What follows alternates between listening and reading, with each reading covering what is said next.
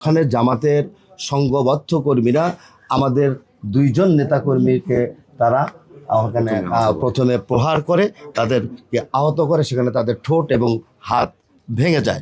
এমন একটা পরিস্থিতি তাকে যখন প্রশ্ন করা হলো, সেই নারী কর্মীরা এদিক ওদিক ছুটোছুটি করা শুরু করলো। একটু আগে এখানে অনেকে বক্তব্য রেখেছেন, আপনারা প্রশ্ন করেছিলেন যে নির্বাচন আচরণবিধি লঙ্ঘন করে একটি বিশেষ দল তারা নারী কর্মীদেরকে বাসায় বাসায় পাঠিয়ে তারা প্রচার কাজ চলছে।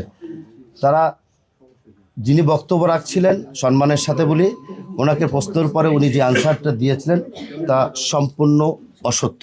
আমার কাছে তথ্যভিত্তিক প্রমাণ আছে, ভিডিও আছে, এবং এখানে আমাদের প্রিন্ট মিডিয়ার এবং সাংবাদিক বন্ধুরা যারা আছেন গতকালকে রাত্রে থেকে আপনাদের টিভি চ্যানেলের মাধ্যমে নিউজ করে সেটিকে সরাসরি সম্প্রচার করেছেন।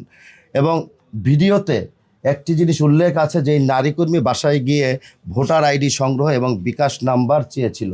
সাথে সাথে তার বাড়ির কর্তা একজন পুরুষ ভাই বাসা থেকে যখন বের হয়ে নারী কর্মীকে প্রশ্ন করলেন যে আপনারা প্রচার কাজ আগে কেন করছেন, কিংবা আচরণবিধি লঙ্ঘন করে আমার কাছে কেন ভোটার আইডি চাইছেন। ভোটার আইডি এমন একটা জিনিস, মানুষের পার্সোনাল একটা ইনফরমেশন থাকে। সেই ভোটার আইডি সরকারি কাজ কিংবা তার নিজের ব্যবসা বাণিজ্যের বাইরে কারোর হাতে হস্তান্তরযোগ্য নয়।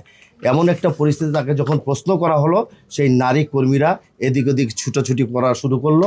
পরবর্তীতে ওই নারী কর্মী তাদের স্থানীয় যিনি জামাতে ইসলামের আমির আব্দুল মতিন সাহেবকে কল করলেন এবং উনি ওর পাশে ছিলেন। আব্দুল মতিন সাহেব সরাসরি 20-25 জন তাদের নেতাকর্মীকে নিয়ে এসে ওই বাসার ওই পুরুষ কর্মীকে নাজেহাল করার চেষ্টা যখন শুরু করেছে, এলাকার মানুষ সহ স্থানীয় নেতৃবৃন্দ সেখানে গিয়ে উপস্থিত হওয়ার পরে উনি ওখানে প্রকাশ্যে ক্ষমা চেয়ে এসছেন। সেই ভিডিও ফুটেজ আমার কাছে আছে এবং আপনাদের কাছে অনেকের কাছেই থাকার কথা। আমি বলছি, আমি যেই কথাটা বললাম নারী কর্মীরা, সেটি সকাল এটা হলো দুপুরের ঘটনা 12টার দিকে। তারপরে সেখানে গিয়ে তিনি প্রকাশ্যে ক্ষমা চাওয়ার পরে আমাদের নেতৃবৃন্দ স্থানীয় মানুষ এটাকে সমঝোতা করেছে এবং আমাকে ফোন দেওয়ার পর বলেছে ঠিক আছে, এটাকে সমঝোতা ভাবে যাতে করা যায়, আগামী নির্বাচন যাতে সুষ্ঠু হয়, কোনো ধরনের মারামারি কাটাকাটি না হয়, সেই নির্দেশ মোতাবেক সেখানে সেটা সমঝোতা হয়েছে। পরবর্তীতে একই দিনে সন্ধ্যের সময় পীরের বাগ শেওড়াপাড়া সেখানে একই ঘটনা ঘটেছে।